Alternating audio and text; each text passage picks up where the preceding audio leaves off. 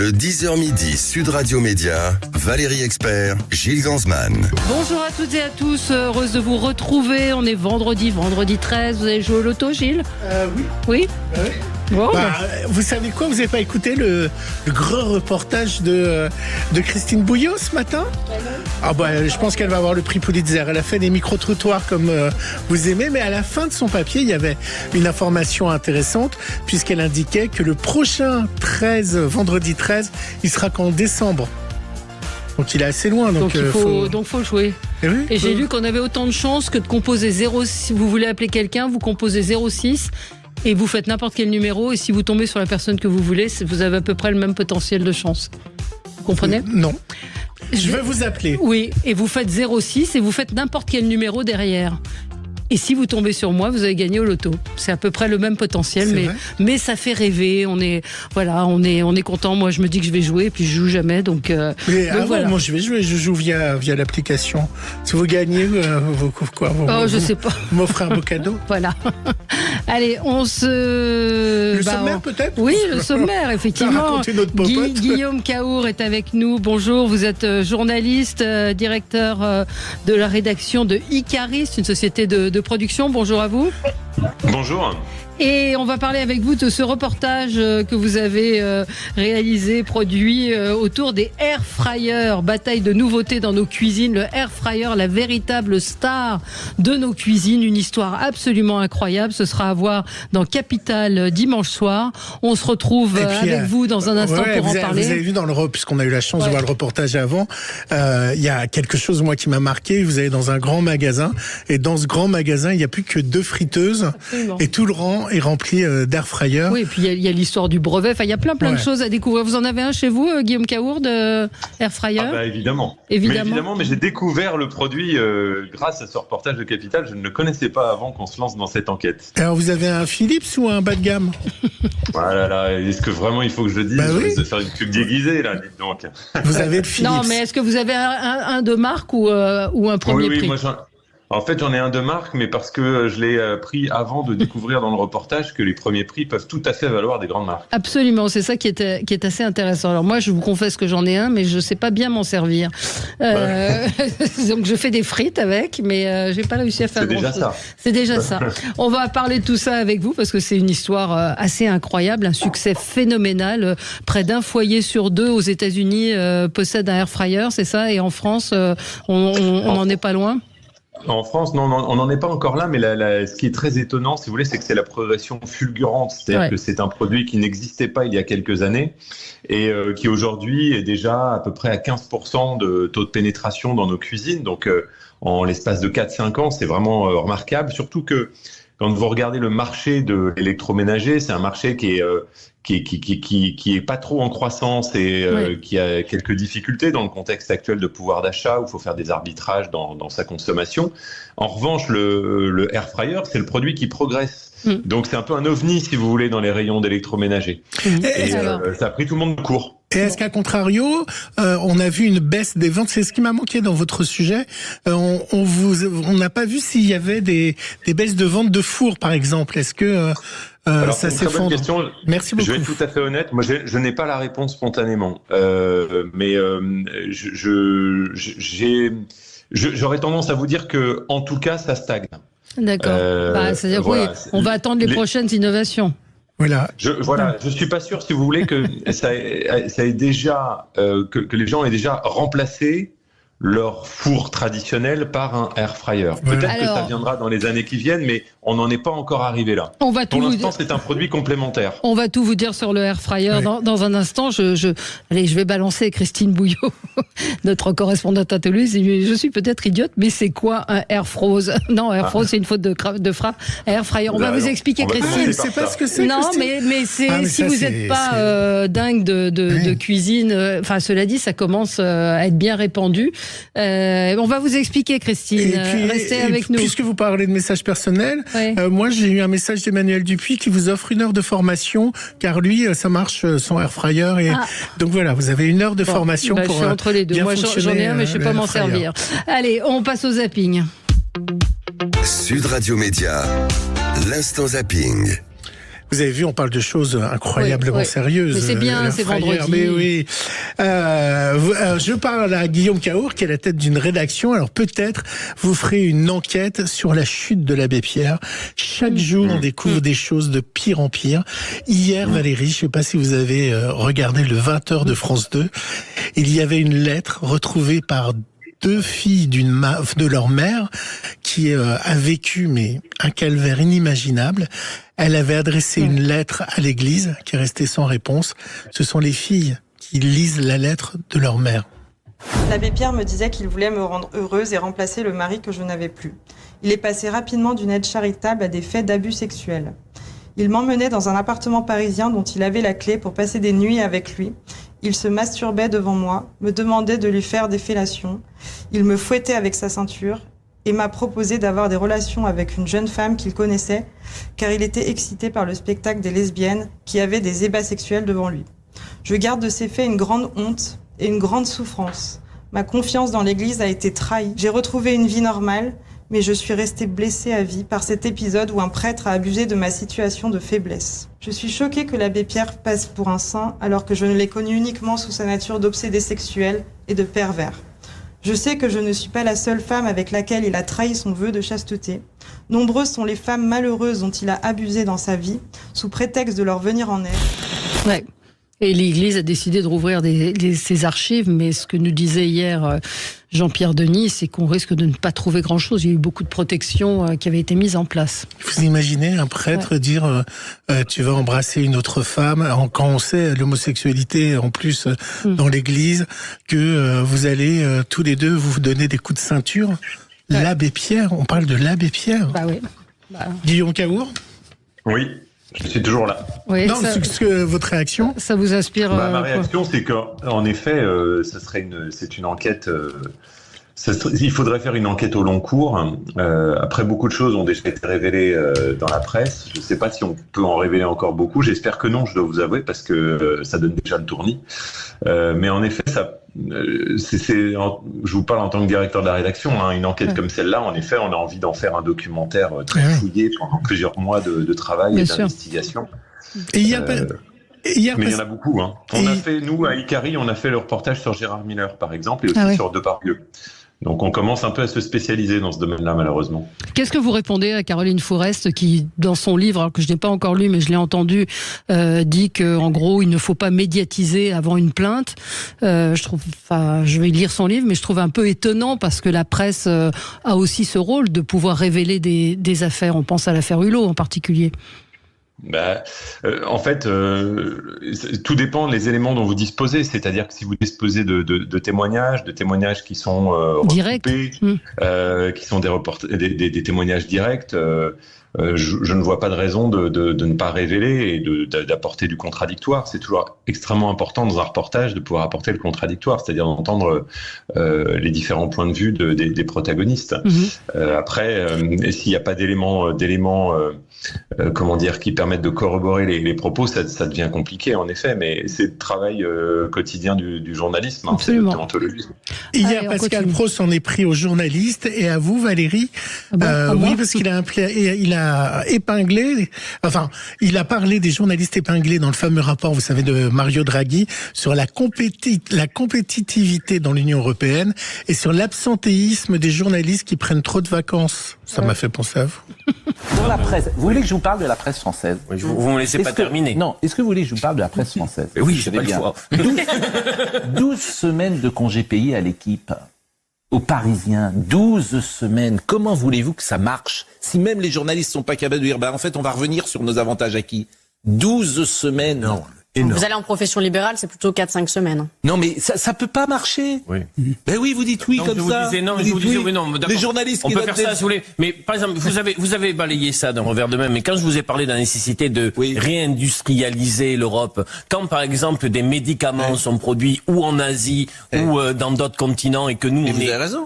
Pourquoi vous riez, petit Scarabée? Parce que vous dites 12 semaines, j'étais en train de calculer le nombre de semaines où vous étiez parti cet été. Mais moi alors là vous êtes gonflé parce que moi je pars que l'été. C'est vrai. D'abord ça repose les spectateurs, je trouve, et ça permet aux jeunes gens de briller. De briller. Mais du 28 août. En fait, on parle pas de nous parce que nous on a de la chance, on est privilégiés. C'est un métier que c'est nous qui parlons des Parisiens. Non, mais c'est du plaisir. Mais en fait, ça peut pas marcher. Donc, et Mario Draghi dit tout ça. Je suis sûr. C'est peut-être l'information en fait la plus importante. Ah là là, les vacances et les journalistes. Sachez qu'à France Télévisions, ça c'est assez étonnant, ils ont 14 semaines de congé. Donc voilà. On en a parlé hier dans les débats, Valérie, où j'ai eu le plaisir d'être là pour en parler. Brigitte Macron dans la série Emily in Paris sur Netflix. Ça a donc été diffusé hier et du coup, j'ai l'extrait.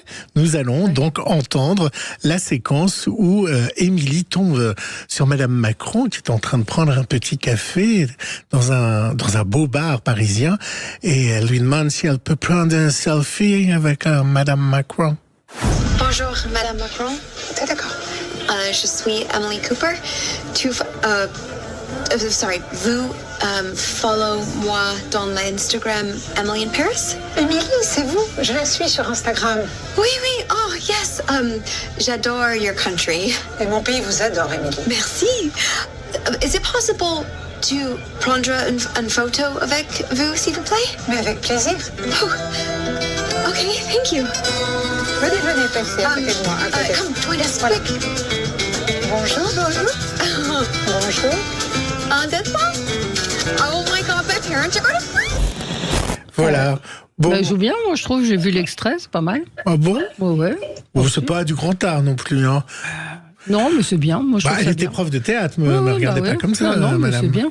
Et puis voilà, c'était un petit extrait sympa. Ça méritait pas toute une polémique. Non. La séquence, elle fait moins de 2 minutes. Thomas, il nous dit que c'est niais. Bah oui, mais la série elle-même, elle est légère, on va dire. Oui, voilà. c'est le roman de Barbara Barbara Cartland. Moi, je regarde ça quand j'ai des insomnies, ça m'endort. J'aime bien. Allez, on continue. Vite. Et pour finir, donc vous avez vu que Donald Trump a refusé un deuxième débat. Il appelle d'ailleurs que c'est un troisième débat, puisque lui en a fait un avec Joe Biden. Bon, c'est une triste nouvelle qu'il n'y ait pas un autre débat, parce qu'évidemment, les sorties de Trump régalent les médias avec son It's on the Cats et It's the Dogs. Alors là, il y a eu un nombre de détournements. Et même de soutien de premier degré. Je pense qu'aux États-Unis, c'est du premier degré. De photos sur les migrants qui mangent les chiens et les chats. Alors, nous, on s'amuse à s'envoyer des photos et des extraits. Et puis, il y a eu une version musicale. Et c'était idéal pour un vendredi pour finir mon zapping. Écoutez.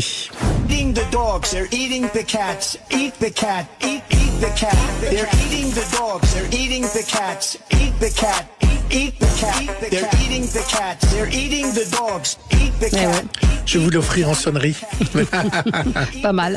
Allez, on se retrouve dans un instant avec Guillaume Caour pour parler de ce reportage à découvrir dans Capital sur les air fryers, la folie des air fryers, comment ça marche, toute l'histoire en fait de ce brevet, de cette invention, comment ça a conquis nos cuisines et puis est-ce qu'il vaut mieux acheter un très cher ou un premier prix? C'est à découvrir dans un instant et puis on aura Laurent Romeshko à 10h30. Oui, puisqu'il y a une émission spéciale sur Patrice Laffont ce soir. À tout de suite.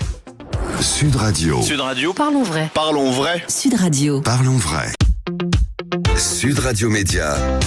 L'invité du jour. L'invité du jour, Guillaume Caour, journaliste. Vous avez d'ailleurs les salutations de Jean-Jacques Bourdin que vous avez connu lors d'un passage à RMC.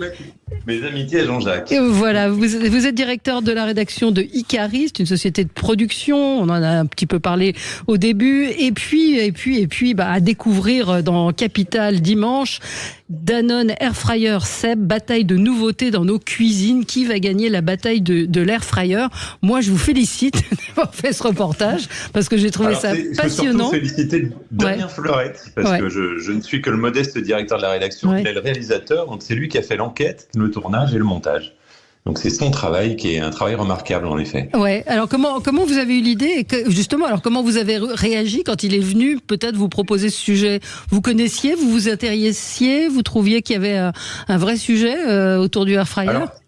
En fait, il se trouve que c'est Christophe Brûlé, qui à l'époque était le producteur de Capital pour M6, qui m'a appelé, qui m'a dit, écoute, je voudrais faire un reportage sur le air fryer, est-ce que tu peux nous sortir ça pour le mois de septembre? Donc du coup, je lui ai dit, écoute, oui, pourquoi pas, qu'est-ce que le air fryer? Je ne connaissais pas, et donc j'ai découvert, grâce à cette commande en fait d'M6, un produit, un marché, une très forte concurrence entre tous les acteurs de l'électroménager et une histoire de brevet dont vous parliez tout à l'heure qui est très étonnante. Peut-être, si vous voulez bien, d'abord peut-être qu'on pourrait quand même expliquer ce que c'est que ce air fryer. Alors justement, alors le brevet, on peut partir peut-être du brevet de cette, alors effectivement, Christine Bouillot me dit je ne sais pas ce que c'est parce qu'elle ne cuisine pas. Le air fryer, qu'est-ce que c'est?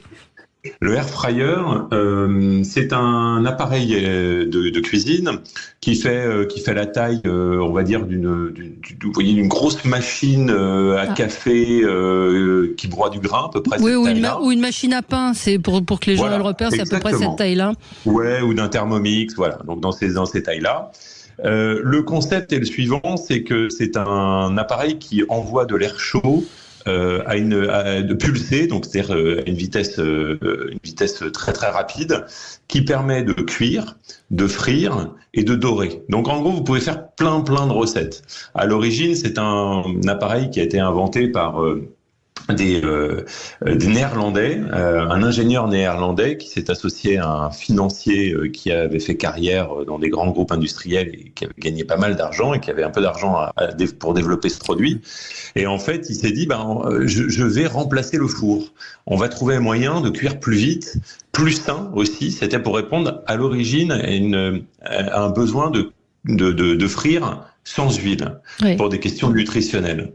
Et il se trouve que le produit a trouvé sa place d'abord sur des marchés à l'étranger où on cuit beaucoup en friture, notamment en Chine, aux États-Unis, et en France ensuite, on pourra y venir si vous voulez, il y a eu un enjeu marketing qui était d'imposer ce produit-là alors qu'on cuisine assez peu en friture. Oui, et puis parce que tout simplement le micro-ondes qui est dans tous les foyers ne frit pas, et c'est un des points faibles du micro-ondes. On peut faire des frites au micro-ondes. Moi j'ai mis longtemps avant de comprendre que c'était un appareil différent de la friteuse sans huile qu'avait lancé Seb. En fait, je pensais que c'était la même chose. Il fallait mettre une cuillère d'huile. On le voit dans le reportage d'ailleurs, la technologie qui est avec une sorte de pale qui tourne et donc dans laquelle on ne pouvait rien faire d'autre que des frites. Et là, la technologie est très particulière parce que cet air pulsé justement. Alors, il y a une phrase qui m'a fait mourir de rire. Il y a une femme qui dit dans le reportage, mon Dieu, si on me dit qu'il n'y a plus d'air dans mon air fryer, je ne sais pas ce que je vais faire. Et c'est vrai que c'est devenu un appareil qui est, c'est ça, un foyer sur deux aux États-Unis en est équipé. Oui, c'est ça. Et puis en France, on est autour de 15-20%, et puis surtout avec des taux de croissance qui sont absolument considérables, puisque en France, on est sur une hausse de 183%. Des ventes. Donc c'est considérable. 1 million d'appareils ont été vendus depuis le début de l'année. Incroyable. Donc, alors il faut vraiment le regarder. On va pas tout révéler, mais il y a quand même un truc très fort. Ah pardon. Je suis en train de parler. Justement, on va pas tout révéler, mais ce qui est formidable dans le reportage, c'est que vous avez vraiment vous répondez vraiment aux questions qu'on se pose, c'est-à-dire sur les économies d'énergie, sur la puissance, sur est-ce qu'il vaut mieux prendre un appareil de prix ou pas un appareil de prix. Donc on va laisser nos auditeurs regarder Capital. On va pas donner toutes les réponses, mais il y a vraiment, vous avez fait le tour du sujet. Pardon, Gilles. Non, c'est moi qui m'excuse. Il y a surtout quelque chose d'incroyable, c'est qu'en fait le air fryer aurait pu être français et on est passé à côté de ventes de millions et de millions d'appareils. Et celui qui a inventé dit mais ça c'est parce que les Français étaient trop prétentieux. C'est incroyable ce moment-là. Trop arrogant, Ouais, trop arrogant, parce qu'en fait, l'un des deux, alors c'est pas l'inventeur, mais c'est le financier, l'inventeur est décédé depuis, malheureusement, et Hans Broecker, qui était donc ce financier qui a accompagné l'inventeur, est allé voir Seb Moulinex, en disant, écoute, on a un brevet, on a une innovation, voilà comment ça marche. Et à ce moment-là, Seb Moulinex était en train de travailler sur leur fameuse friteuse, dont vous parliez tout à l'heure, avec la pale, là, et où on met juste quelques gouttes d'huile. Et eux, ils avaient avancé dans ce concept-là. Donc en fait, il y a une technologie assez proche d'air pulsé, sauf que la manière de faire fonctionner l'appareil était assez différente. Et d'après ce que nous dit Hans Broecker, Seb Moulinex a dit écoutez, non, nous on croit plus à notre technologie, on se débrouille tout seul. Et donc eux, ils se sont dit, on va aller voir un concurrent. Puis ils sont allés voir un concurrent, vous verrez lequel, dans le reportage. Et puis surtout, vous verrez qu'il y a eu des rebondissements. C'est-à-dire que c'était vraiment pas une promenade de santé pour eux. Parce que le concurrent en question, dont je ne vais pas dévoiler le nom pour entretenir le suspense, finalement a eu un petit revirement de stratégie, et donc c'est Hans Broecker qui a dû se retrousser les manches et faire lui-même le marketing à travers toute la planète. Absolument. Pour pouvoir lancer ce produit. Et la marque qui a acheté le brevet a une technologie, enfin pas une technologie différente, mais le fond n'est pas le même. Mais visiblement, ça ne change pas grand-chose. Il y a une auditrice qui me dit, alors effectivement, ça on parle pas dans le sujet, je pense que vous allez parler du papier cuisson que certains même mettent. Moi, j'ai entendu que ça pouvait être dangereux, cas d'incendie. Alors, je n'ai pas connaissance Vous de ça. Vous n'êtes pas spécialiste. Est-ce qu'il faut mettre du papier cuisson ou pas? Non, mais il y en a qui, maintenant, il y a des petits bols qui vont directement... Mais est-ce qu'il peut y avoir du... je sais pas, faut que je me renseignerai pour notre auditrice. Non, mais je regarderai, je vous dirai lundi si je vois des choses. Oui, une saison 2 du air fryer. Mais ce qui est fou, c'est aussi la course à la technologie. C'est-à-dire qu'on se dit, voilà, il y a la technologie de cet air qui tourne, de cet air pulsé. D'ailleurs, c'est assez parlant, le test où on voit les petites paillettes qui tournent pour montrer. Mais il y a encore des innovations possibles, double panier. Enfin, il y a plein de choses à découvrir. Et on voit que c'est un enjeu considérable effectivement aujourd'hui dans le domaine de l'électroménager. Et ce que je trouve intéressant, ce que raconte aussi ce sujet en toile de fond, c'est que il y a une multiplication des appareils dans nos cuisines. Quand vous regardez en quelques années tous ces appareils qui sont sortis, et d'ailleurs on a une séquence rigolote au début du sujet avec quelqu'un qui on l'appelle Monsieur Cuisine, parce qu'il en a tellement.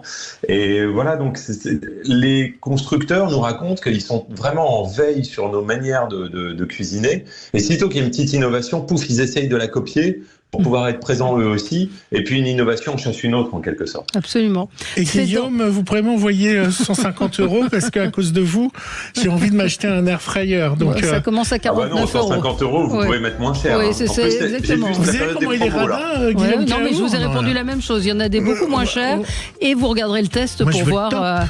Non, mais le top, ça sert à rien. Est-ce que vous me permettez juste un instant? Allez-y, Guillaume. Si on en a terminé, je voudrais, on a produit aussi chez Ikari un reportage formidable que je vous propose de regarder en replay. Il est passé hier soir sur France Télé dans Envoyé spécial sur la 3e mi-temps dans le rugby, avec évidemment une enquête aussi sur l'affaire Argentine. Ouais, et je vous conseille de le regarder, c'est une enquête formidable réalisée par Mélanie Nunes. Il y a le replay, et puis donc ce capital est consacré à l'alimentation. Donc il y a la bataille du air fryer. Il y a aussi un sujet sur les géants des yaourts qui innovent, qui cherchent à innover, qui innovent plein pot. Et puis le grand business de la patate. Je serai devant mon écran, moi, dimanche soir, et je regarderai en replay, encore une fois, le air fryer. Merci à vous, Guillaume Caour, d'avoir été avec nous. Et on se retrouve, nous, dans un instant avec Laurent Romeshko. À tout de suite. Sud Radio. Parlons vrai. Parlons vrai. Sud Radio. Parlons vrai. Sud Radio. Parlons vrai. Sud Radio.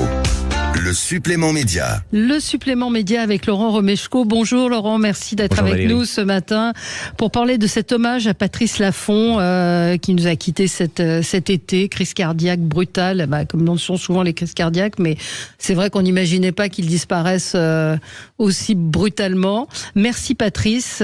C'est donc ce soir, vous allez nous en parler, et puis on vous retrouve également sur France 3 du lundi au vendredi à 12h55 sur Météo à la carte, parce que votre nom est, je crois, définitivement associé et à la météo et à des chiffres et des lettres. Donc cette soirée, en fait, au départ, ça devait être une soirée hommage, une soirée pour dire au revoir aux chiffres et aux lettres. Oui, lorsqu'on nous a annoncé la fin du jeu des chiffres et des lettres, on a demandé gentiment et on nous a répondu oui. On voulait mettre un point final et voilà, vraiment terminer correctement cette longue histoire. C'est quand même 1972, hein, ouais, c'est 52 ans, 52 saisons. Donc voilà, on voulait terminer les choses correctement. Et avec Patrice, on avait imaginé effectivement une émission de fin. On nous a proposé de faire un prime. Voilà, et puis les choses ont changé depuis le 7 août dernier. Mais Patrice s'était beaucoup investi dans cette dernière émission qu'on devait faire. On a maintenu beaucoup de choses de ce qu'il avait prévu, envisagé. Il avait même tourné des séquences pour cette émission. Et ce sont des séquences qu'on va pouvoir voir et découvrir ce soir. Ce sont des séquences très émouvantes. Elles ont été tournées le 21 juillet dernier. Il tenait absolument à montrer qu'il y avait une vie associative à côté du jeu. Et les clubs, les clubs. Il y avait un gros tournoi qui était organisé le 21 juillet en région parisienne. Il était là-bas avec une équipe pour tourner les champions, mais il voulait pas apparaître à l'image.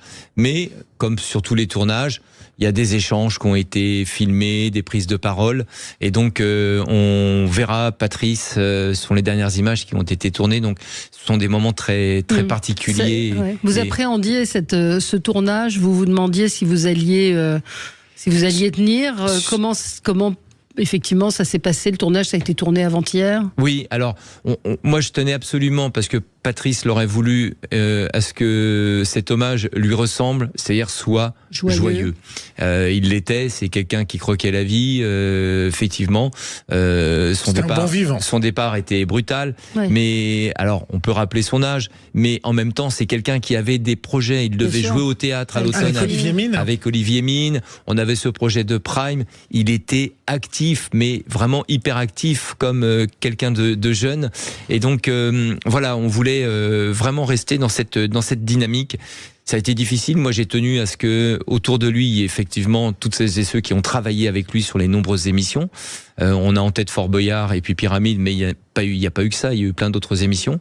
Et puis également ses amis. Parce que Patrice, c'était la générosité, c'était la joie, c'était la rigolade, mais c'était aussi la fidélité. Et voilà, donc on est toute une grande on peut dire qu'il y aura Jean-Jacques Bourdin, qu'on connaît bien. Jean-Jacques Bourdin qui sera là. Ce qu'il nous a raconté, c'était un mauvais joueur et qui, du coup, ils avaient interdit à Patrice de venir jouer au poker chez eux. Alors là, la personne qui présente le plus de jeux à la télévision était un mauvais joueur dans la vraie vie. Alors là, il y a une discussion de vocabulaire. Certains disent mauvais joueur, et d'autres disent plutôt mauvais perdant. Il était plutôt mauvais perdant. Mais il adorait jouer. Il adorait jouer. Qui on va retrouver ce soir? Alors, il y a vraiment des personnalités qui ont compté pour lui, Sandrine Dominguez, Marie-Ange Nardi, et c'est en fait chacun. Il y a des duos, c'est ça qui viennent en fonction des émissions, parce qu'il a quand même été un grand monsieur des jeux télévisés. Bien sûr.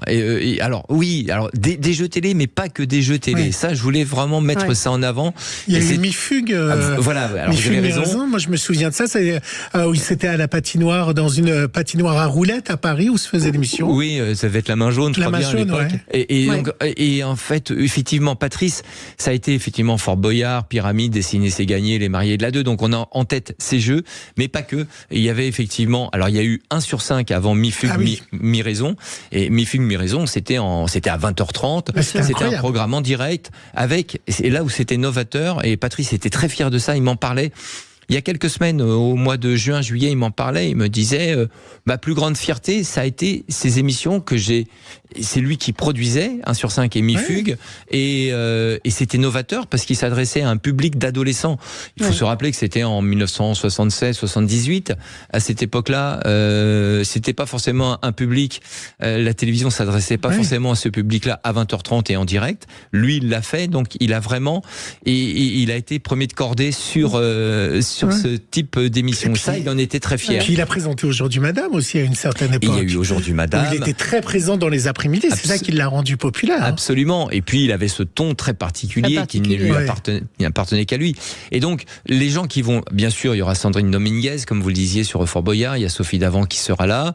Il y a Marie-Ange Nardi, Jérôme Tichit, il y a Claire Gautreau qui était sur Pyramide. Alors Pépita n'a pas pu venir. Je sais qu'elle était de tout cœur avec nous et je l'ai régulièrement au téléphone. Mais non. Non, il n'y a pas Passepartout. Mais c'est une soirée qui... Il y aura Laurent Broumed qui sera là, Jean-Jacques Bourdin, vous le disiez, Marie-France Brière avec qui il a beaucoup travaillé, et puis des gens qui ont travaillé avec lui sur 1 sur 5. Il y a Alain Bougrain-Dubourg qui sera là, qui, rappelons-le, a commencé en fait comme chroniqueur grâce à Patrice. Et puis après, ses amis de longue date, Michel Fugain, qui était son copain de jeunesse avant que Michel ne soit chanteur et avant que Patrice soit animateur. Ils étaient très potes, ils ont pris des cours de comédie ensemble. Philippe Laville sera là aussi. C'est vraiment un rendez-vous entre copains. Oui, bande de copains. Vous, oui, c'est ça. Comment il a accepté que vous le remplaciez ? C'est-à-dire que vous êtes devenu ami avec la personne qui l'a remplacé aux chiffres et aux lettres. Alors, je ne l'ai pas remplacé directement. Patrice a fait les 17 premières années. Il en est parti en 89. D'ailleurs, il a quitté subitement des chiffres et des lettres après avoir vu le film Tandem. Et où ça l'a déprimé comme tout. Il s'est dit, avant que je vire comme ça... Formidable film de Patrice Lecomte qui raconte la tournée, en gros, du jeu des 1000 francs. La chute d'un seul coup d'un animateur télé.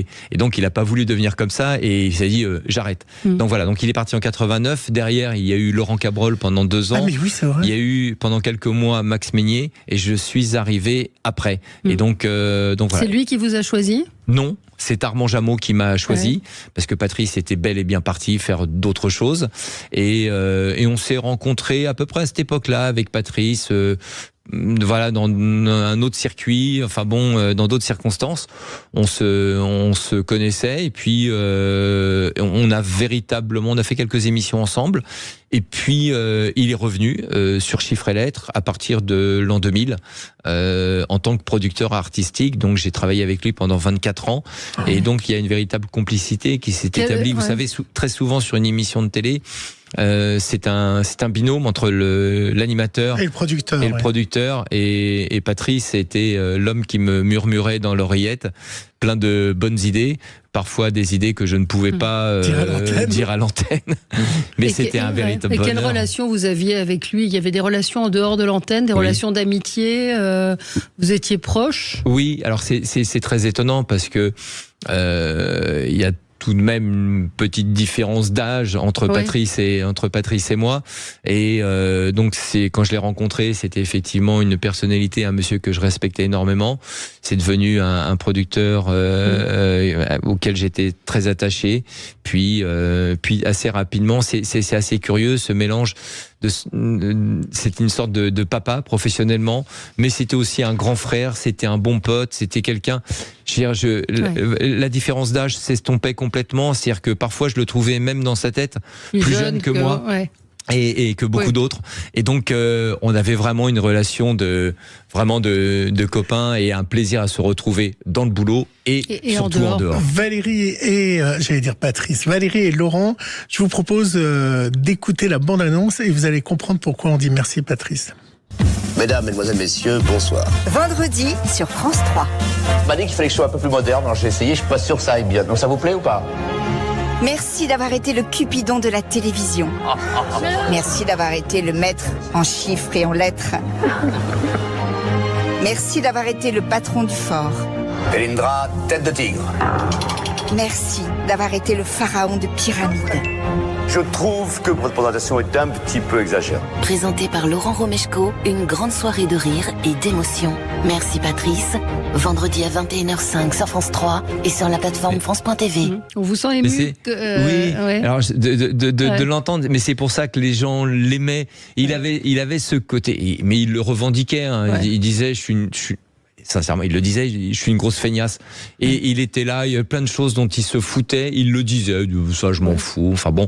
Et en fait, les téléspectateurs se reconnaissaient dans ce garçon, avaient envie de lui ressembler aussi, parce qu'il était beau mec, et puis ce côté très désinvolte. Oui, c'est ça, désinvolte. Et moi, je vais vous raconter une anecdote personnelle. J'ai longtemps travaillé pour Ligne de Mire avec Jacques Chancel, et un des premiers sujets que j'ai fait, on m'a envoyé filmer la croisière Pyramide, parce qu'il y avait des croisières avec les candidats de Pyramide où ils jouaient dès 19h sur le bateau à Pyramide pendant 2h30, et ensuite donc il y avait toute la croisière. Donc moi, je suis resté 3 jours sur la croisière, et il y avait le repas du soir, et là la production avait promis à ceux qui avaient acheté la croisière que à chacun des tables il y aurait un animateur. Il y avait une table Pépita, une table Laurent Bourmel, et Patrice Laffont le découvre On dit, je vais pas manger avec n'importe qui, pas me retrouver avec des tables. Oh, moi, je veux une table de production, etc., etc. Et puis, on lui dit, non, les gens ont payé, il y a une table Patrice Laffont, puis demain, il y aura d'autres gens à ta table. J'ai le mal de mer. Il s'en va. Il fait, je suis malade, j'ai le mal de mer. Il est revenu 10 minutes après, et après, il est resté, c'est celui qui est resté avec les personnes qui étaient autour de la table. Avec les participants, on est tous partis sur le bateau ailleurs, et qui est-ce qui restait à la table à discuter et à raconter sa vie? C'était Patrice Laffont. Parce qu'il aimait profondément le public. Et donc, ça ressemble il râle et après, alors, il avait ce côté qu'on connaissait tous. On le disait tout à l'heure, mauvais joueur, mauvais perdant. Et puis, il avait surtout ce côté râleur. C'est vrai, fait chier, machin. Enfin bon, bref. En fait, non, il le faisait sans problème et même avec plaisir. Mais ce côté râleur, c'est aussi ce qui faisait son charme. Son charme et sa personnalité. On l'aimait pour ça aussi. Et après, sur le bateau ou ailleurs, c'était un séducteur aussi. Oui, c'était quelqu'un qui aimait séduire les femmes, qui faisait attention à lui, et il était très rigolo là-dessus aussi. Vous l'avez connu séducteur, vous? Oui, je l'ai connu séducteur. Alors, bien sûr avec les femmes, mais même d'une manière générale. Mais en même temps, faire de l'antenne, c'est un métier de séducteur quelque part. Oui. Il faut plaire au public. Mais lui, même quand le rouge de la caméra s'éteignait, voilà, il était dans la séduction. Et c'est vrai que Patrice, il vous emportait avec son charme. Et oui, c'était un grand charmeur. Pour revenir à l'enregistrement avant-hier, au moment vous aviez une boule dans le ventre ou pas? Il y a eu plusieurs moments difficiles. Pour moi, pas que pour moi. Parmi les invités aussi, il y a eu pas mal de séquences, beaucoup de séquences, effectivement, qui ont pris quelques-unes véritablement à la gorge. Il y a eu des moments. Moi, j'ai eu un moment parce que voilà, cet hommage, il dure un peu plus de 2 heures, 2 heures et quart. Il y a un moment, il faut refermer, même si on reparlera de Patrice et voilà, puis il reste avec nous. Mais il fallait refermer cet hommage et voilà, il y a quelques mots à la fin, moi, qui m'ont, c'est très ému. Ça a été Gérard. Je crois que j'ai jamais connu autant de difficultés à m'exprimer à l'antenne. Mais dites-moi, Laurent Romeshko, si je me rends bien compte, c'est votre premier prime. Vous avez jamais eu de prime en télé? Oui, enfin, votre main va suffire à les compter, hein, ça je vous rassure. Mais non, on avait étonnant, on vous a jamais mis en prime. Hein. Si, on avait fait les 40 ans des chiffres et des lettres. Oui, mais ça reste les chiffres et les lettres. Ça restait c'est ça que je veux dire, on vous a jamais confié à piloter une émission en prime comme il y a eu Julien Lepers qui a eu des émissions musicales comme d'autres animateurs. Oui, absolument. Pourquoi? Comment vous l'expliquez? Oui, je sais pas, c'est peut-être aussi parce que je demande pas forcément, parce que je mets pas le pied dans la porte de mes patrons quand elle se referme. Voilà, vous cherchez, vous proposez. Je lève pas suffisamment le doigt, peut-être. La fin des chiffres et des lettres, vous trouvez que c'est normal, enfin qu'il y a un moment, il faut tourner la page et passer à autre chose? On aimerait toujours que ça dure. On a eu, d'abord c'est exceptionnel, 52 saisons sur un jeu. Bien sûr. Sincèrement. On a déjà eu un signal assez fort qui nous a été envoyé il y a 2 ans lorsqu'on est. On passe au week-end, c'est mauvais signe. Voilà, d'autant qu'avec Patrice, on a eu l'occasion d'en parler, bien sûr, très souvent. Lui comme moi, le week-end, on n'y croyait pas trop dans la mesure où on avait déjà eu de la diffusion le week-end, ça n'avait pas été un franc succès. Donc on avait un doute avec une diffusion le samedi à 16h45 et le dimanche à 17h10. Vous voyez, il n'y avait pas les mêmes horaires. C'était un peu compliqué. Donc ça a pas forcément été une surprise. Donc voilà, c'est une nouvelle attendue. Mais c'est amusant parce qu'au mois de mai, lorsque la direction nous a appelé, en tout cas a appelé Patrice, en disant on voudrait vous voir, voilà. Et Patrice m'appelle dans la foulée, il me dit écoute, ils veulent me voir dans 2 jours. À ton avis, qu'est-ce qu'ils vont me dire? J'espère quoi, qu'ils vont nous remettre la semaine? Alors il me dit je sais pas. Je dis écoute. Je dis généralement, quand on est renouvelé d'année en année, il t'appelle, il te convoque. Il me dit non. Alors je dis c'est qu'on arrête. Il me dirait t'as peut-être raison. Je dis rappelle-moi en sortant. Il m'a rappelé en sortant. Il me dit ouais t'avais raison. Vous nous donnerez votre secret de la potion pour rester juvénile. Il change pas. Je vous avais pas vu depuis longtemps. C'est incroyable. Alors ce soir vraiment c'est à ne pas manquer cet hommage à Patrice Laffont. C'est une émission unique et un peu atypique de ce que je comprends. Plein d'images qu'on n'a jamais vues, même dans toutes les émissions. Ce sont des archives, vraiment les équipes ont fait un travail tout à fait remarquable. Et puis c'est un bon moment de partage avec tous ses amis du métier ou pas. Et puis avec les téléspectateurs, c'est un bon moment d'émotion et de rire aussi. Merci Patrice, hommage à Patrice Laffont donc ce soir sur France 3 à 21h05 et puis météo à la carte évidemment 12h55 sur France 3. Merci Laurent Romeshko. Dans un instant les débats sur Sud Radio, à tout de suite. Merci beaucoup. Sud Radio. Parlons vrai. Sud Radio. Parlons vrai. Sud Radio. Parlons vrai.